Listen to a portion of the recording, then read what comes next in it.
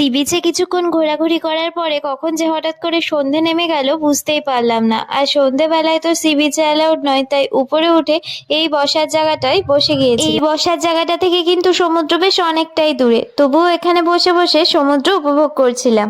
এখানে কিন্তু ছিল প্রচন্ড ভিড়, আর বেশ অনেকগুলো খাবারের স্টল ছিল। তার থেকে একটুখানি পাপড়ি চাট নিয়ে নিলাম। আর তারপর আর কি পাপড়ি চাট খেতে খেতে সমুদ্র দেখে কখন যে অনেকটা টাইম পার হয়ে গেল বুঝতে পারলাম না। তারপরে চলে আসলাম দীঘা মেন মার্কেট। এই মার্কেটে কিন্তু সমস্ত ধরনেরই দোকান রয়েছে। পাথর, ঝিনুক, শঙ্খের সমস্ত রকম জিনিসই কিন্তু এখানে রয়েছে।